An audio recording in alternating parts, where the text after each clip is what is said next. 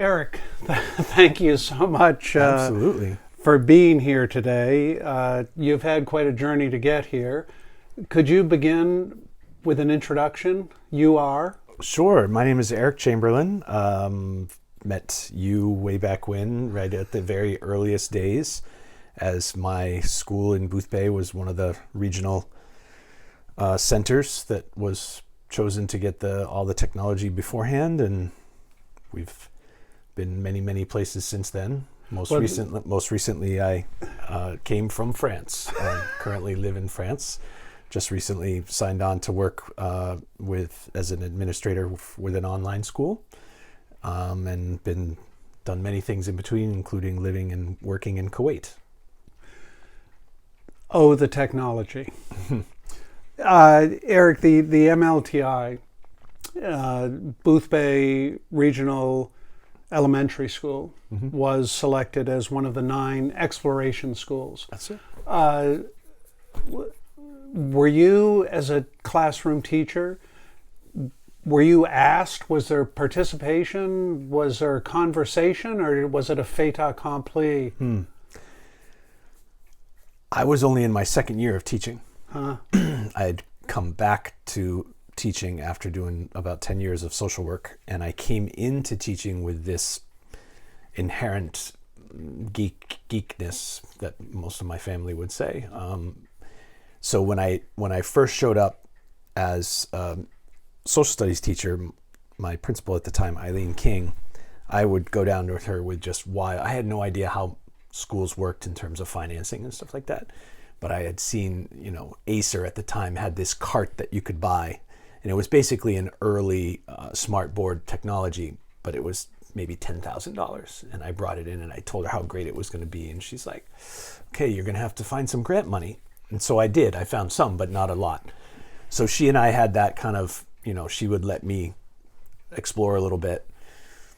At the same time, MLTI was, Angus made that speech. It was around spinning up. Yep. And I lived in Boothbay. And he typically, fairly frequently enjoyed to get out on his motorcycle, and came down to Boothbay not long after his initial speech at the State of the State.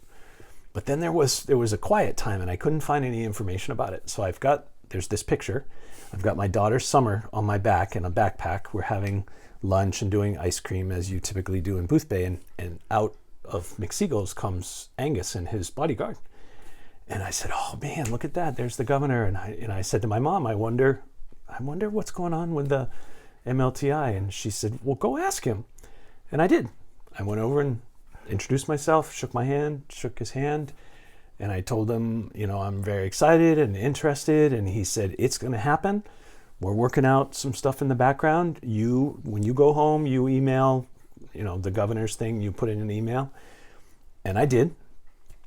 At the same time, I was pretty excited about it, and I approached Eileen King when the structure came out, and I said, "Okay, the call it's going to happen, and we're going to have these exploration sites, and here's the application process." And I ran down and I said, "Let's do it," and she was fully on board. So it took her willingness and comfort with being out there and being ahead of the curve technology-wise and wanting to make Boothbay stand out. So the two of us put in our application, and I definitely remember the day where we got it, and we were just both like, oh my gosh. Then we had to go and tell everybody else that we got it. And that was the first introduction to the friction that was the excitement of being out in front and trying new things, and that apprehension of folks that were just not ready. The very human resistance to change. Right. I have memories of you, and I don't know, speaking to your geekness, you came into a meeting one time with a thing called the sound bug. Do you remember that?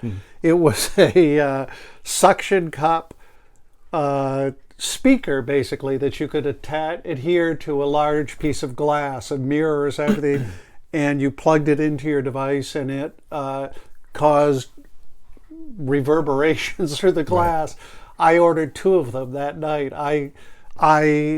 You had a sense of excitement, and just think about what this is doing. But that's unique. That it's not unique, but it's rare. That hunger. Oh my gosh, let's see what it can do. That curiosity to look under the hood, to do things. So I'm curious. I'd love to continue that story. You've achieved. You're going to be one of the exploration sites, receiving the devices in March for the 7th grade, ahead of the curve, with some weight to that, because it's time to prove it. Is it going to work? Will it have value? What was the 2 questions? What was the response from the rest of the faculty and the community? And how did you move to encourage others to embrace the possibilities? In most of my path that I've followed since that beginning time, I tried to find those people that thought and felt like me, because I knew that I wouldn't have to look very hard to find the roadblocks and the naysayers and so I tried to find those little pockets of places where I could get some positive and some excitement and some traction, so that it wasn't just me standing in front of, Sandy would go down to the teacher's room and say, hey, my science curriculum is just going to be completely changed. You guys got to check this out. On the same side, same thing with students, right? There were plenty of students that were, why Max? Because at the time, Mac was, the ugly stepchild for sure. Yep. And there were plenty of kids that just didn't want to have anything to do with it. And so, okay, that's fine. You still have to come to school, and we're going to do these things. And then there was a small group of really dedicated, excited, just kids that just couldn't believe what an awesome opportunity, of which several, I know as part of this project you have reached out to, but then of course there was Haley White, who wrote that letter saying goodbye to her laptop. Yeah. And that made its way up through the Apple ranks and got her and as well as me into one of your, I don't know what you guys called it, executive sessions down in Florida. So there was so many people like that I knew that I could just say or allow them to do a few things, and their excitement would just spread. Right. And well, it's that import. I love Sandy, the science teacher, because she couldn't be bluffing. I mean, there can be people, and moving people forward in a changed environment. There's a component of sales to it. You've got to convince people it's worth doing. But they can smell people can smell if you're just blowing smoke. Right. So Sandy had to see impact. Can you, and in your own classroom, you were modeling uses. Can you give a couple examples from social studies and maybe from Sandy's room? How did it make a difference? What was the impact? From the social studies side, I remember there was a young lady named Joyce Shagan, and she was up in 7th grade, because initially I was an 8th grade teacher, and as you said, the technology went to the 7th graders. So that first year, I didn't actually have them in my room, but I was actively involved with supporting the 7th grade teachers. And so the 7th grade social studies teacher upstairs was doing their the early arrivers here in the United States, so Ellis Island and those kinds of things. Yep. And that was not long after, or maybe right at the same time, where they were starting to digitize a lot of those things. So she said that my grandfather came over from Poland, I believe it was, And he said, well, let's see what we can find. And they found his name, but his name was slightly different. And there had always, Joyce, recounted the fact that there had always been talk that she had heard that, that it used to have this slight change to their name, but never really understood it. And then documented boom, it. there it comes up on the screen. I remember that was one of the first aha moments, like, wow, look at that. Like, this is crazy. I also, I remember, went to the first Actum conference in October, and Bob Trikakis and Doug Snow, I think it was, had a hands-on lab with video cameras and iMovie. And my science teacher at Boothbay, Jim Skiff, he and I went to that, and we just absolutely ate it up, loved it. And he could see so many uses in his science curriculum. So when the MLTI was coming on, we wrote some grants to get some extra peripherals to supplement the laptops. And, it just completely changed his delivery and his access to various topics, being able to have the kids, video and then process that video to be able to share their learning and, recount the scientific process live through video. So those are a couple of stories that I remember. Like I said, there were plenty of folks that, just put big roadblocks up.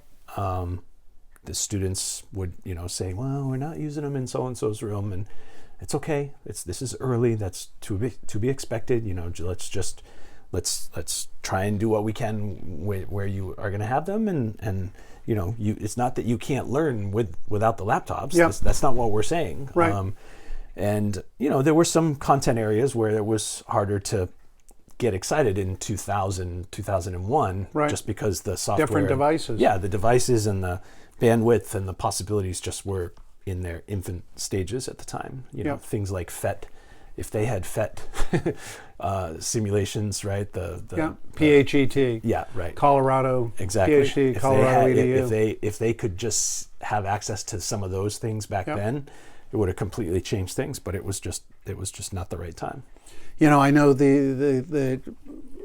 my goal in this conversation is certainly your stories, but I don't know if I ever shared this story with you.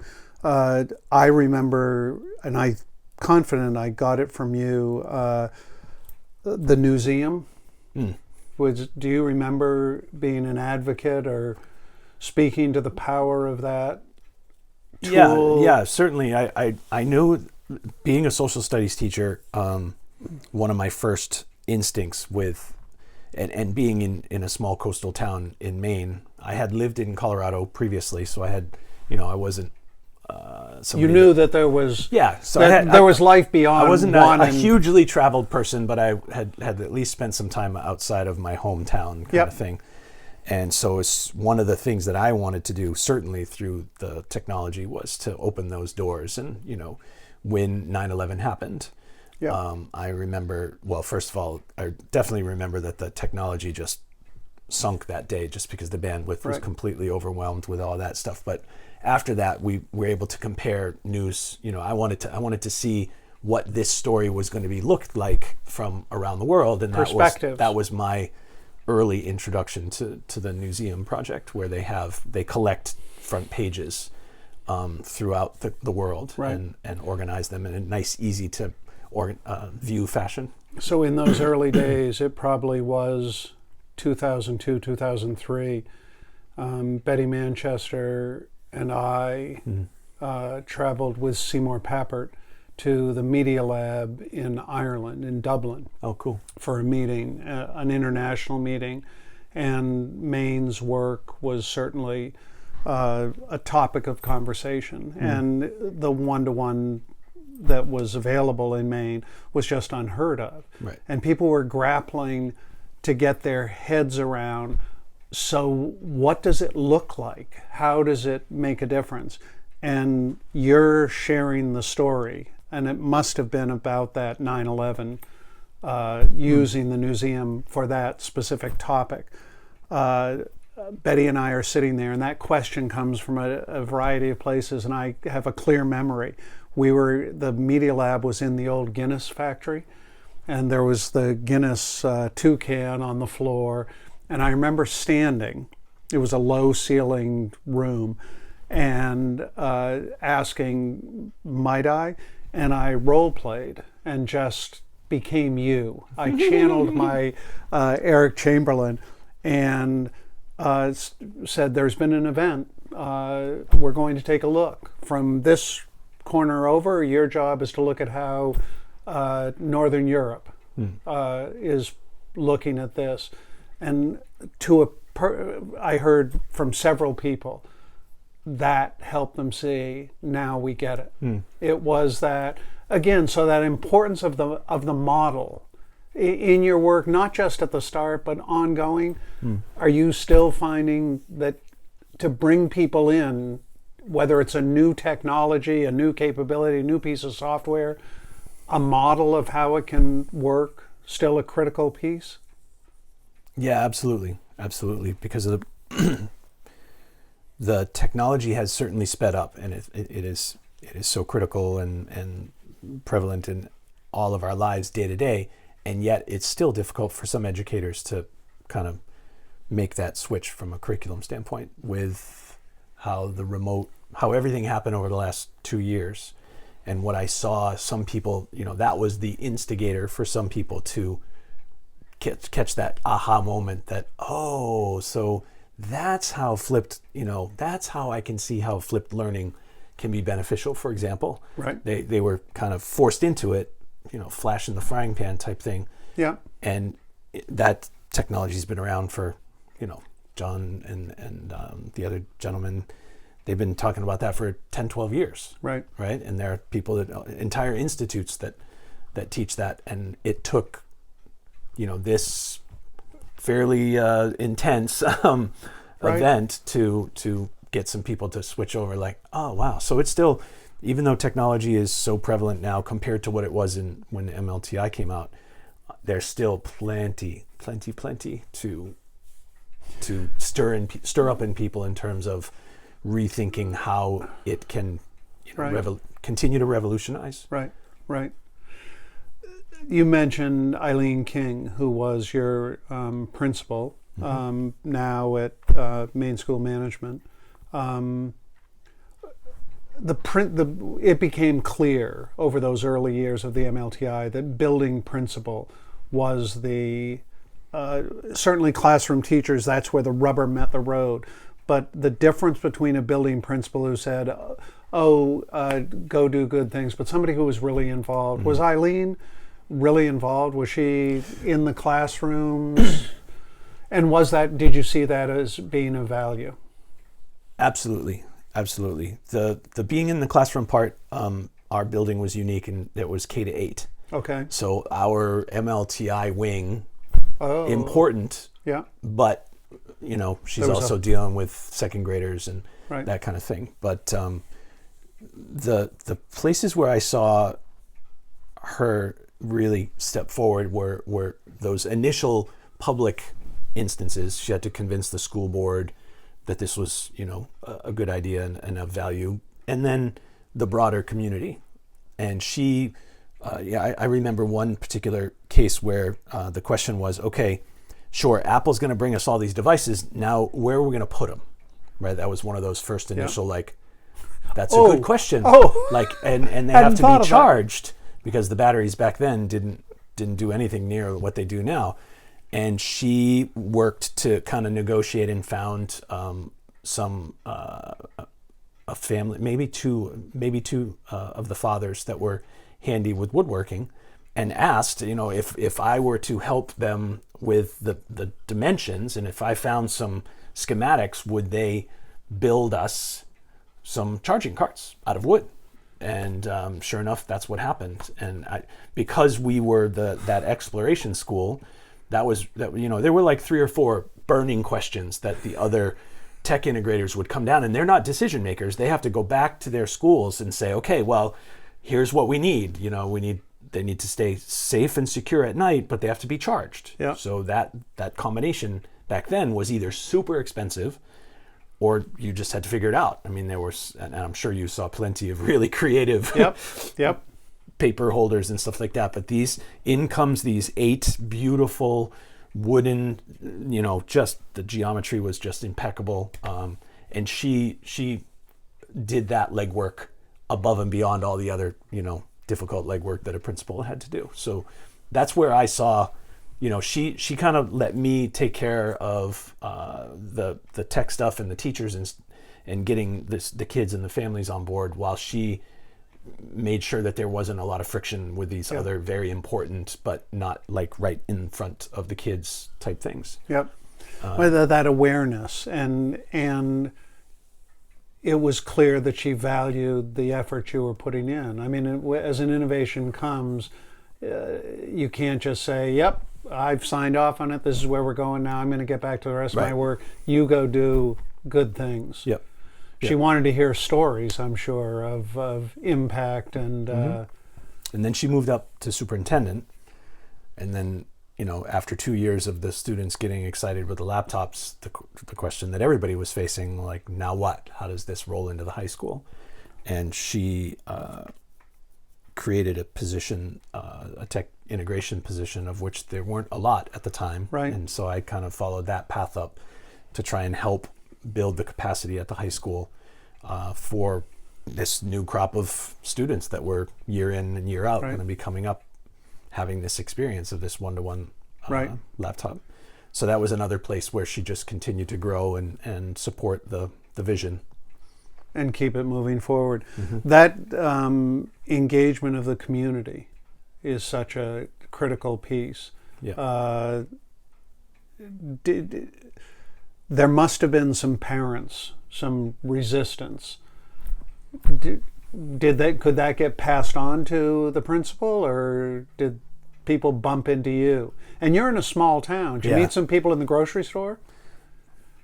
Yeah, I don't really remember much on the negative side. I can pick out those families and those instances where the positives far outweighed the negatives. I don't generally get bogged down in negative stuff just naturally in life. So, if there was a parent that was grumbling, I knew that there was 10 quietly at least curious. They may not be super positive, but they're at least curious, and they're letting their kids explore, and they're letting us figure this out. So there wasn't a lot of vocal frustration or concern or negative, at least that made it to me. Yeah. And if she did, feel that and absorb that and deflect it, then she did a great job. See, that's that critical piece. You've mentioned that deflector in chief to allow the work, the engagement with the innovation to move forward. You mentioned the kids exploring, and I spoke with one of your students, Nick Chamberlin, and he described your willingness to and your encouragement of the kids to explore. Did you learn from kids? Oh yeah. My first year teaching, before the technology, although I did write a grant, so I had a laptop and a projector. Yeah. And I was the first person in either building to have that set up. There was one young lady, and her name, I'm not gonna remember her name, but she was pretty smart. And there were several times where I was teaching and saying certain things, and I would gauge her look on her face to see if I was, generally on target or not.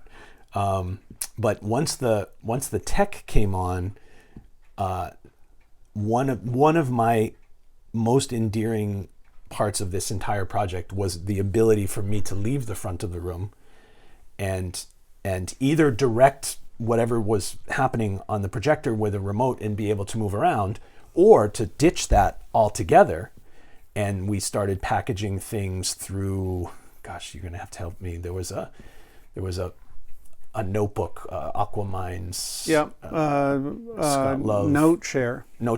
Yeah. So I started, packaging stuff either there or on the web in a live web page that the students would go, and they would come in at the beginning of class and I'd say, okay, log in, and if you're on section 3, great. And if you still have some left to do, and that allowed me to move around, get down on one knee, sit right next to a student, have a personal conversation, while everyone else was able to move forward. Yep. That for me, that and some of the cool travel that this opened up Yep. would be, and the people that I met would Yep. be some of the most endearing memories that I have. Yeah, that ability to leverage proximity, Right. which I mean, the most valuable piece of technology in the classroom is the teacher, the human technology, Yeah. and it is that proximity through which you show you care. And the ability for the students to help one another. Right.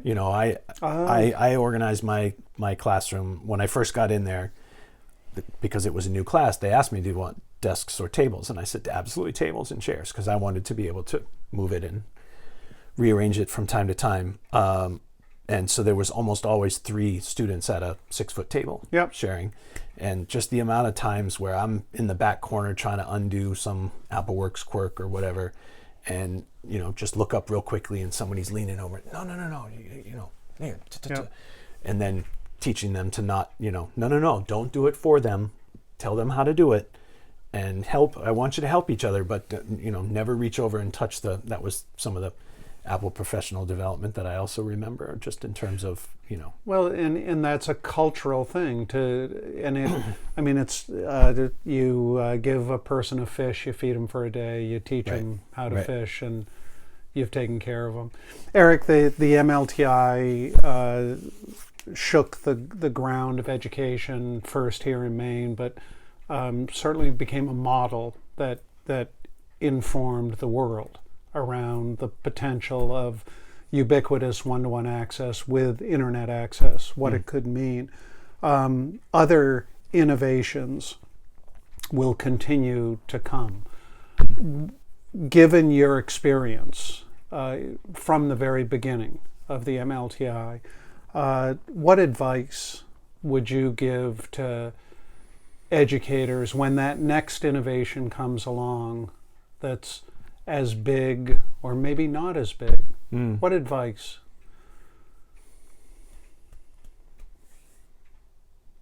I think a couple of things come to mind. One would be to, gauge the room and find that person that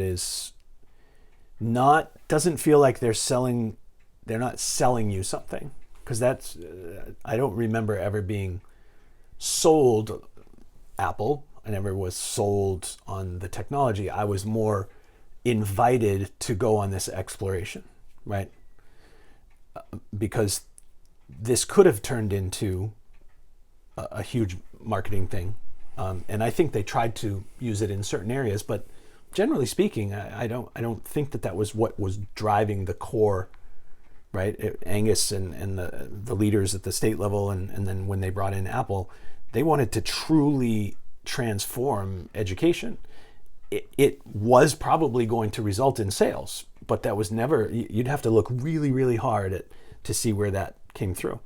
So the people that I remember driving the most excitement were the ones that were really, truly engaged in learning. And it's one of the reasons why I think you and I have stayed close friends, is because we both have that, same level of desire for, doing things better and doing things differently. So find those people that you can connect with that way, and don't necessarily fall for just the latest, greatest thing, of which in the last 10 years there's been, plenty that have just, race out in front and then just, they're gone 12 months later. Yeah. So stick with there's the tried and the true, the things that will never go away in education, and then just figure out how you can layer on some of these new pieces to make that come to life and grow, as opposed to the overnight pill that's going to make it easier or faster or make sure it's better. Yeah. Well, I'd like to say thanks for coming all the way to France for this conversation. I know you've had other reasons for the trip, but it has been a real pleasure. Absolutely. To be able to happy to do it. Meet with you again. Thanks for the conversation. Absolutely. Thank you.